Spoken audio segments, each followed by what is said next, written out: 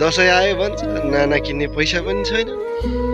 पहिला पो बाउ आमाले किनिदिन्थ्यो होइन, अहिले आफै बाउ आमा भयो, बाउ आमालाई किनिदिनु पर्ने भयो।